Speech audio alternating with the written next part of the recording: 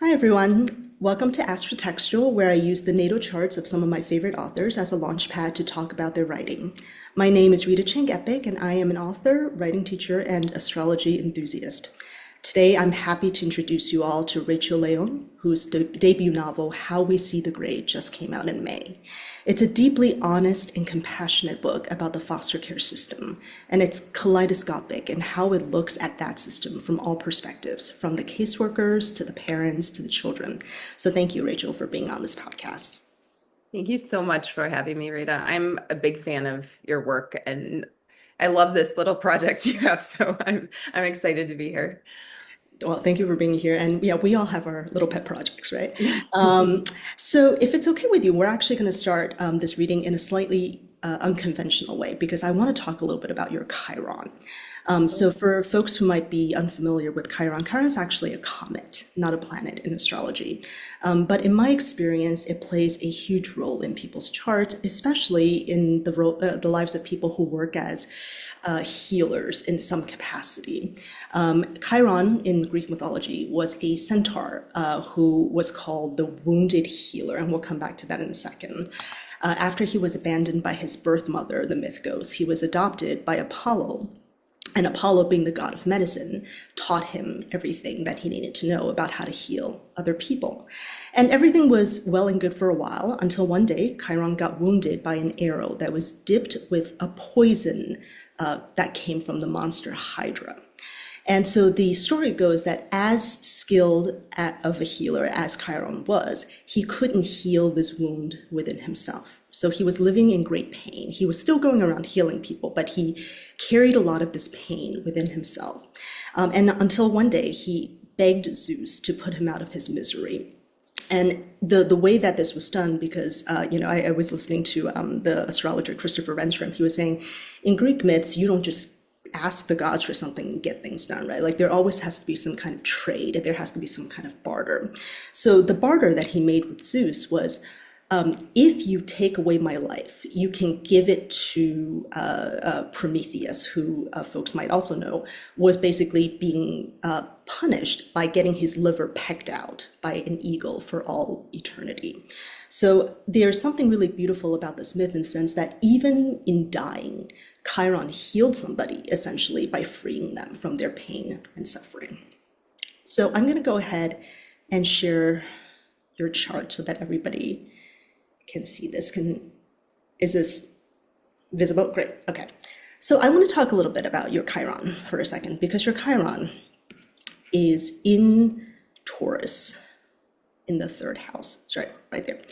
And it's actually interesting because you are about to go through your Chiron return right now. I don't know if yeah. So it's the Chiron return is kind of like a big deal because most of us, unless we're really lucky, we only get one. It happens like, 45, 50 years. And then again, unless you get to have another 45, 50 years, usually like that's the one that we've got. So it is very often a time where a lot of healing happens and a lot of issues related to healing get kind of dredged up from the depths. But in this case, your Chiron, as I said, is in your third house in Taurus. And Taurus is the sign of kind of stability and material security. So if you imagine like the tarot card, the Empress, it's usually this very comfortable looking pregnant queen on this padded throne looking, surrounded by flourishing plants and flourishing wildlife. That's kind of Taurus at its best. Okay. But because Chiron is here in your chart and Chiron represents a lot of unhealed wounds around stability and material security, that changes the meaning of your third house for you a little bit. And on top of that, your Mars is here. And Mars is, of course, for folks who know a little bit of traditional astrology, it's known as the lesser malefic, right? It's known as a planet that kind of brings a little bit of trouble.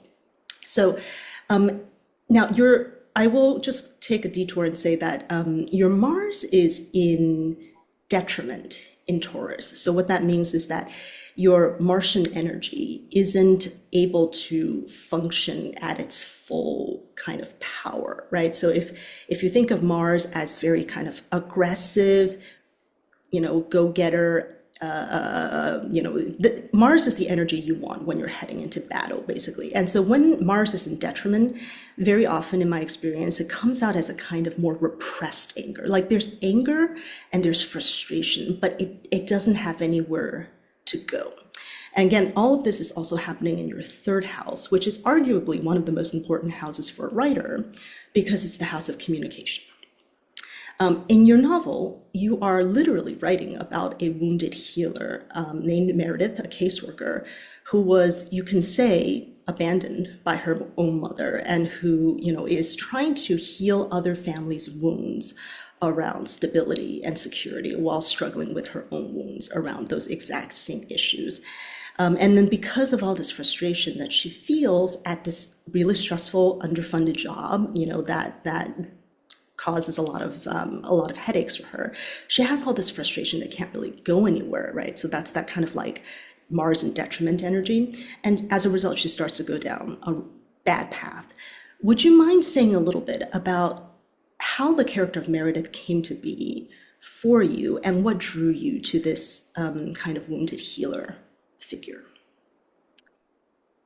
Thank you so much. I hadn't actually thought about Meredith as a wounded healer, and she totally is. Like that's and I realize how much I write characters who are wounded healers and how like that archetype speaks to me as a person. Like that archetype really fits like my work and my life, but also it is a one that I'm drawn to characters who are wounded healers. So thinking about Chiron being in my house of writing is really interesting. That's not something I had really ever thought about. So Meredith actually, when I first wrote this novel, it started as a dual POV between a caseworker and her former client. And I ended up doing a novel revision fellowship through Stony Brook University's Bookends program, and the application committee decided they really wanted me to combine the characters into one. So I rewrote the novel, combined the characters, and that's when Meredith became Meredith. It was like combining the history of the client's like backstory with being a caseworker. And then I wrote an entire draft where she had her child taken into foster care, which felt so on the nose and just like not nuanced. And it's funny because it actually felt kind of claustrophobic, even though it was just one perspective. And I felt like the story was so much bigger and I wanted to open it up, and then more perspectives came in. So I did the actual opposite of what they wanted with me, just like focusing on one character. It ended up growing. But I think that I'm drawn to the wounded healer character because I feel like so many of us that work in foster care like do come to the work because of our own traumas, and but then the work itself is wounding. So it's like it's triggering, and I think that that's just a really interesting dynamic. And I think that there are those of us in the work that like consciously come into it because of our backgrounds, and then there's those that come in unconsciously. And I think that Meredith doesn't really consciously think about like, oh, this was my childhood and so I'm doing this, which I think is a more interesting dynamic than like consciously being like, okay, I grew up in foster care, so I'm going to work in the field, which is the case for some workers in child welfare. So yeah, I love this question and love thinking about this. Yeah, I mean, I thought it was actually a very smart move, right, on your part to make her. She's a wound. Her wound is a little bit hidden even to herself, right? That there's a way in which but of course it would make it too easy, right? Plot wise, it would make it too easy character wise if we go into this book with her being completely aware of how all of this is affecting her, right? So a lot of the tension from in the plot and from the book comes from her kind of trying to convince herself that she doesn't have a problem, that she's doing just fine. In many ways, she is doing fine, right? Like all things considered, she is. But I do really appreciate how that dynamic played out over the course of the book. All right, that's very cool. All right, so I want to go a little bit deeper on this theme of families in conflict. So you have Venus right here, which is your main benefic in your fourth house of home and family. Now, this is generally speaking a really good placement because Venus is strong in that angular fourth house. I mentioned this in the previous episode, but in traditional astrology, it was thought that if a planet landed in the houses 1, 4, 7, or 10, that the house had what we call accidental dignity, which sounds kind of weird, but all it really means is that the planet gains a lot of strength and it gets to kind of function the way that it wants to be able to. So, and then on top of that, Venus is a benefic.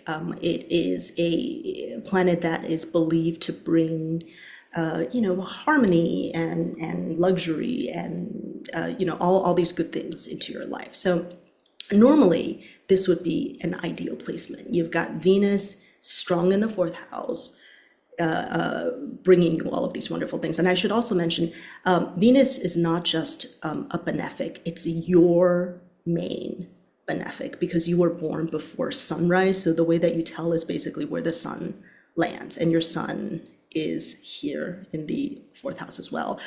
So if it's below the horizon line, you were a before sunrise baby or nighttime baby. And if it's above the horizon line, you're a daytime baby.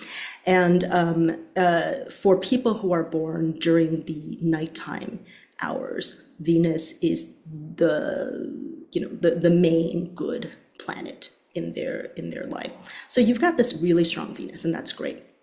And on top of that, it's being flanked by these really nice supportive sextiles. So these blue lines that you see, basically whenever you see a blue line, blue is good. It means that your planets are working in concert with one another. It means that they are helping one another out. So it's got this really supportive sextile with the moon and with your Jupiter, which is another benefic, right? So you've got two benefics working together, working with your moon, awesome. So everything is good, except the one little thing that kind of gets in the way is there's this red line between, so red lines are bad. Basically, they are tense adversarial relationships and there's one between your Venus and your Saturn. And unfortunately, Saturn is what's known as the greater malefic. And for you personally, it's worse than Mars because, again, you were born before sunrise. So Saturn is the thing that brings more trouble into your life than Mars does. And Saturn as a planet is all about obstacles. It knows where your weaknesses are and then kind of throws them at you just to test you in life. And like your Venus, unfortunately, your Saturn is also pretty strong because your Saturn is in the seventh house. It's angular in the seventh house.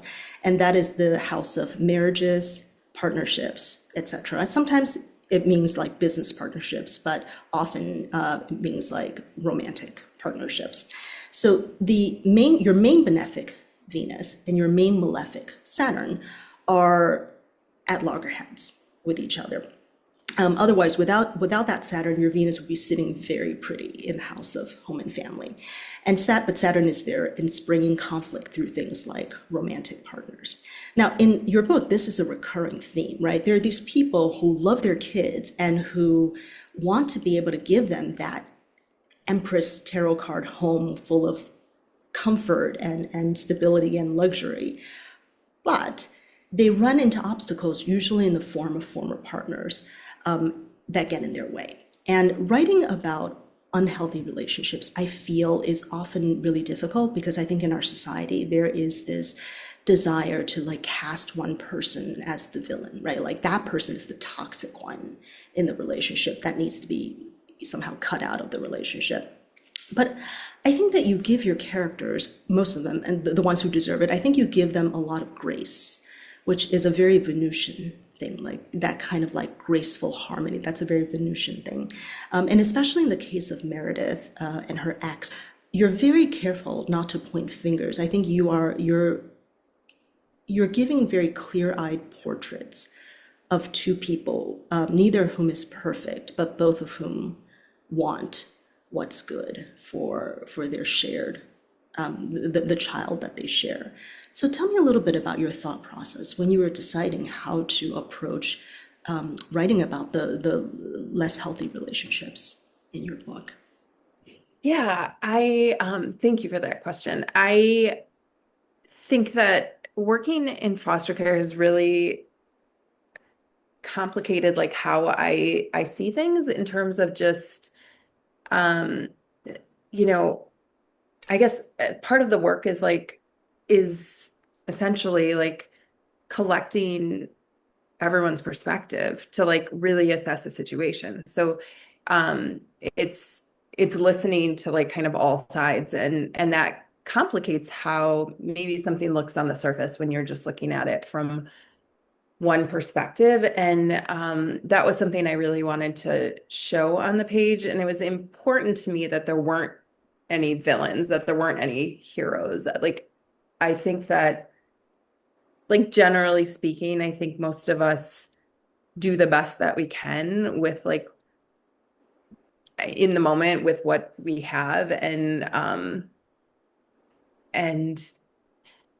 we're all imperfect and have our own traumas and issues and that plays out in really messy ways a lot of times despite what can be best intentions um that we all fall short. And I think that that was like kind of um I think it's like an obsession of mine, both as a person in my work in the world and also as an artist. Like I'm just really interested in that idea of giving each other grace because and second chances because I think yeah, like I said, we're all imperfect and most of us are just trying to do our best with what we're given and we do that imperfectly. And so um, that was something I really wanted to show. Yeah. More on the topic of tense relationships, I want to talk also a little bit about this interesting formation. One of the things that I love looking at when I look at natal charts are the ways that the different planets, or, in the case of Chiron comets, interact with one another. And I'm really interested in this little T, it's called a T-square, this red triangle that's happening. And a T-square is basically three planets that are in tense relationships with one another. So you've got your moon here in the second house in Aries. You've got your Mercury in the fifth house in Cancer. And then you've got your Pluto in Libra in the eighth house, right? And your Pluto and your moon are in opposition, and these two lines are squares. Now, Mercury is the nexus point, is the center of this particular T-square. So all of the energy is, you can argue, being directed at Mercury. And Mercury is, of course, the planet of communication. Now, in Cancer, your Mercury wants to talk about feelings, right? Like the Mercury in Cancer is a Mercury that's like, I want to kind of explore and think about and express all of my feelings. But the interesting thing is, it's getting pressure from your Aries moon, which is a very action-oriented moon. So there's this interesting little kind of reversal happening where Mercury, which, messenger of the gods, right? Mercury is supposed to be a very swift-moving thing, right? It's a thing that wants to move fast. And it's in a sign that wants to slow down and think about feelings. And you've got the moon, which is normally something that's very interested in, feelings, in a sign that's very much about like go, go, go. And then on top of all of that, your Pluto is in Libra, and Libra, of course, right, the image of the scales. It's a Pluto that cares a lot about trying to balance everything out and make it even.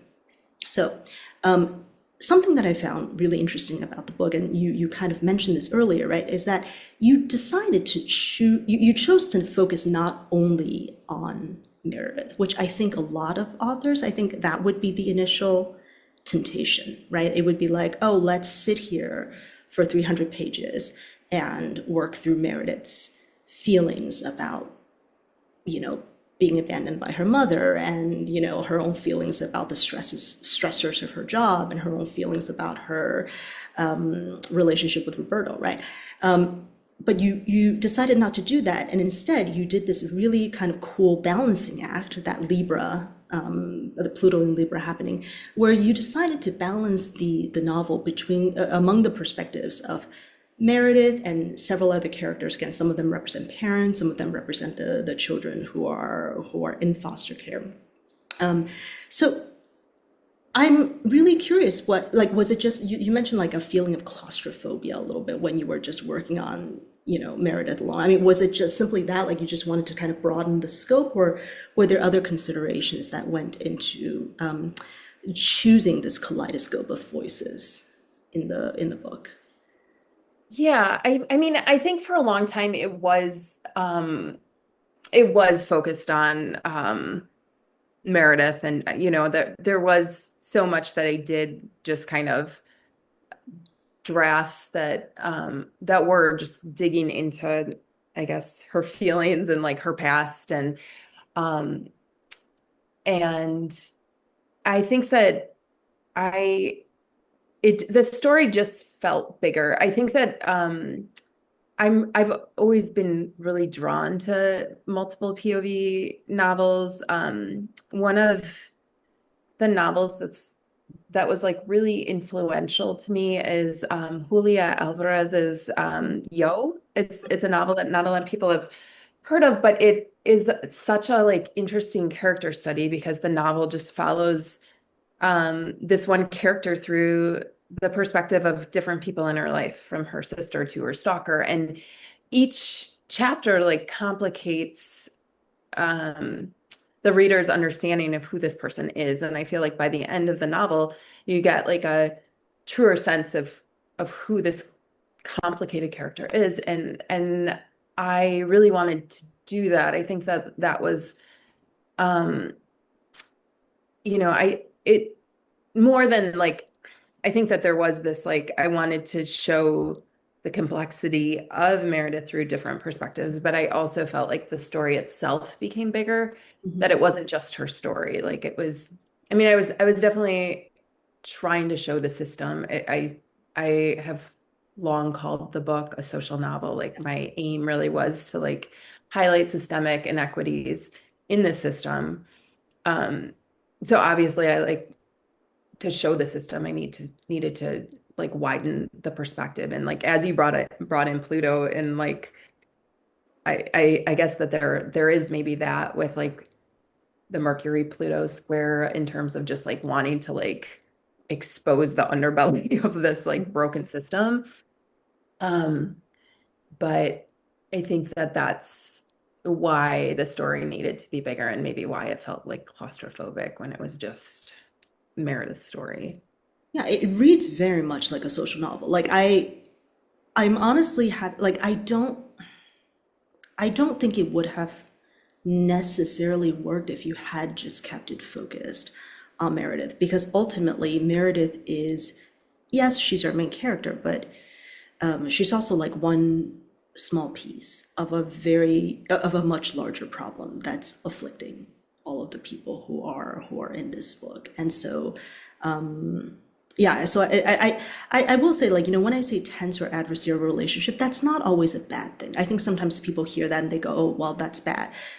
Tense relationships can sometimes force the whole pressure creates diamonds kind of like metaphor. Like, I think something very good came out of this sort of Moon, Mercury, Pluto thing, where it's just like you have these planets that are kind of bickering with one another a little bit, but as a result of the bickering, you ended up with something, I think, that was that was greater than the sum of its parts. So I think that worked out very well.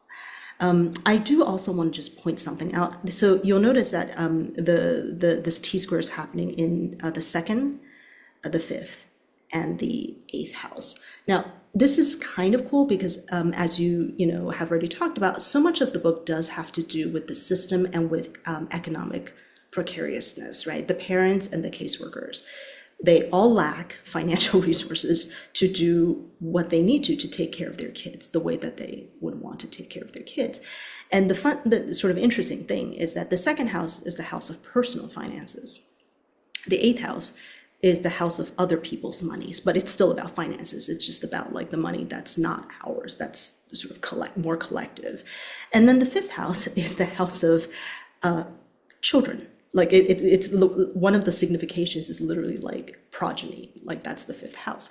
And so I'm curious why it was important, for you and as an author or as a caseworker, with your own professional history, to have financial stress take such a central role in your book. Like, how do you see it playing? And I don't know if you feel comfortable sharing this. Like, how do you see this playing out in actual cases you've taken, or yeah. Yeah.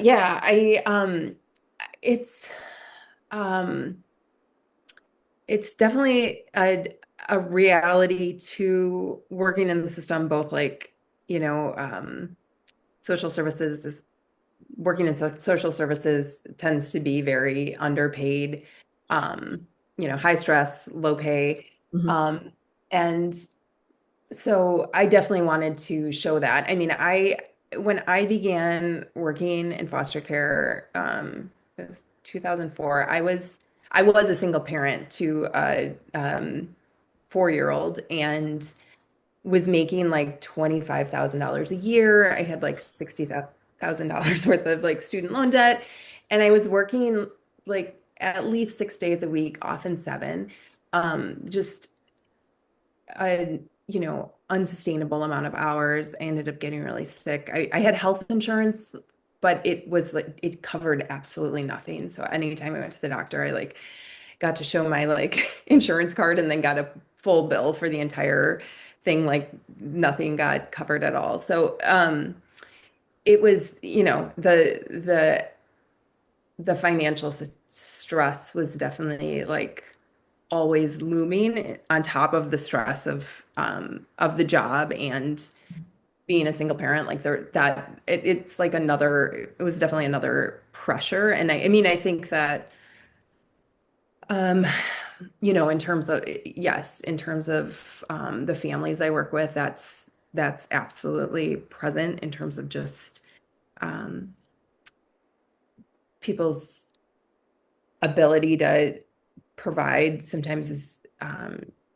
you know complicated by economic realities. And I think back to the idea of this being a social novel. I mean, this is set in America where like billionaires don't have to pay taxes, and like there's such the the unequal distribution of wealth where we have families who are unhoused and children going hungry while you know billionaires are Looking for space for fun. right, Yeah. exactly. So it felt important to show that reality because it is so much of this system. Yeah, parenting is hard enough as it is, right? And now to add financial stress to all of that, like I defy anybody to be a perfect parent under those circumstances. Yeah. Yeah, absolutely. Yeah. Well, I want to end on something hopefully a little bit lighter. So earlier we talked about your Saturn, which is in Virgo, but we didn't really talk about how Saturn functions in Virgo in your seventh house. As I mentioned earlier, Saturn is considered the greater malefic, but also one of the things it just signifies, especially if you're talking to more modern day astrologers, it just signifies work. It signifies kind of like the work that we do in the world. Saturn is a taskmaster. He does not like it if you loaf around. And when Saturn is in Virgo, Saturn becomes very focused on being meticulous and detail oriented. This is the Saturn that you want if you're trying to hire somebody who can manage a complicated schedule and who can check to make sure that all of the T's have been crossed and all of the I's have been dotted.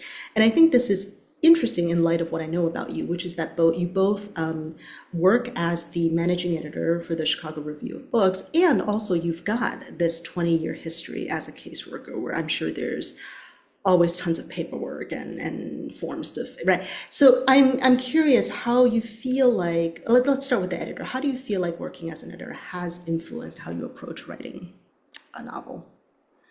Yeah, I it it has impacted it a lot. I think that I really love the editorial process on both sides, both as a writer and an editor. I actually think I like editing more than I like writing, and I always like to kind of I tend to write quickly, but I kind of feel like I rush through writing a draft so I can get to the what I consider the good part of like editing. And I I'm I don't know if this is also like having Mars in my third house of writing, but I'm very like I love cutting, and I love just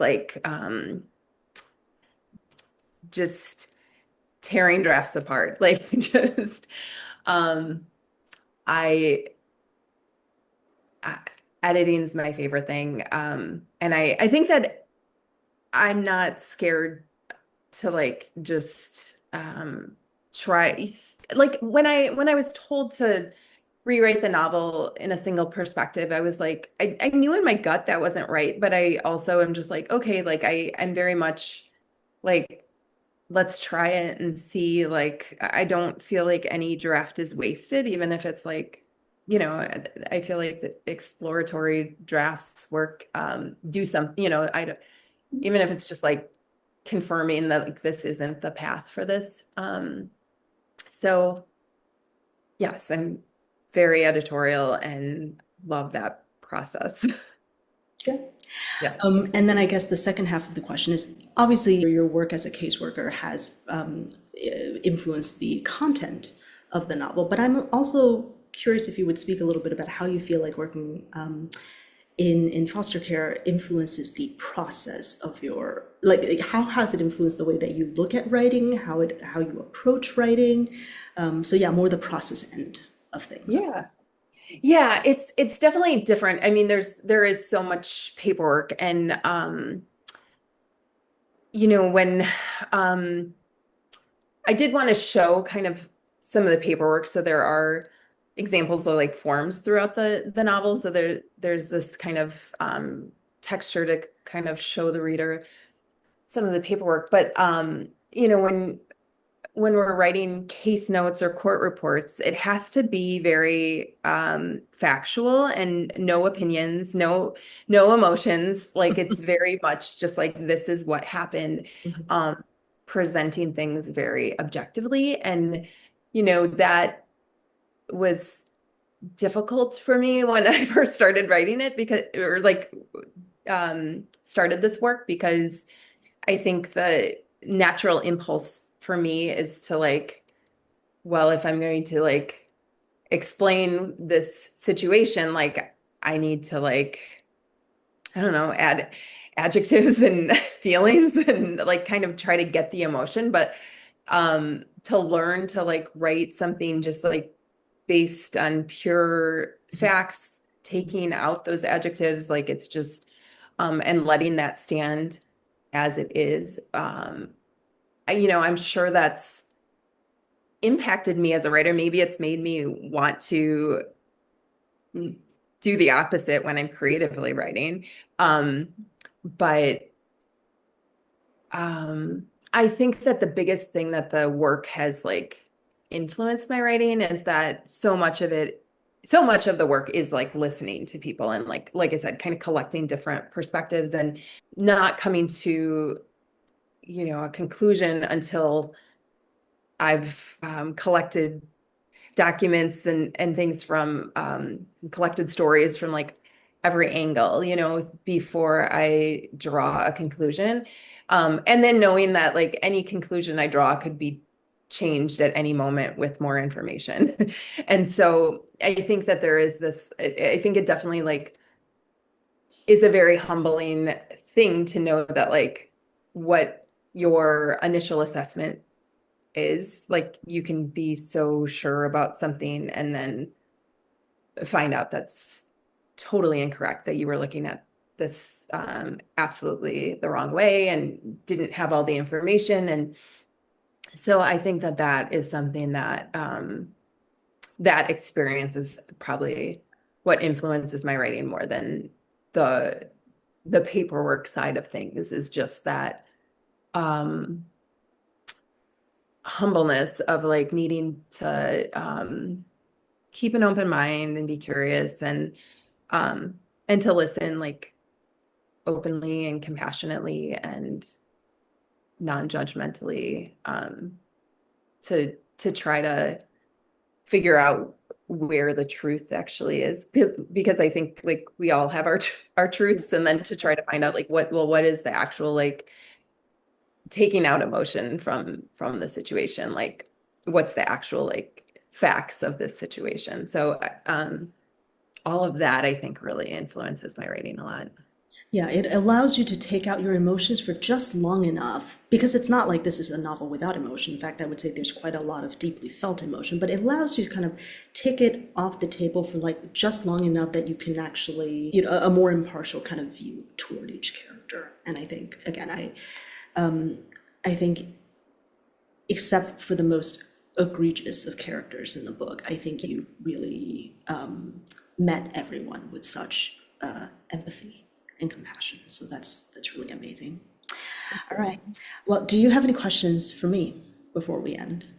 I don't think so. Just a lot of gratitude. This was really lovely and fun, and I really appreciate you reading my chart and having me on. And I appreciate your work. Like I said, I love your writing, and this was just such a pleasure and honor. So thank you.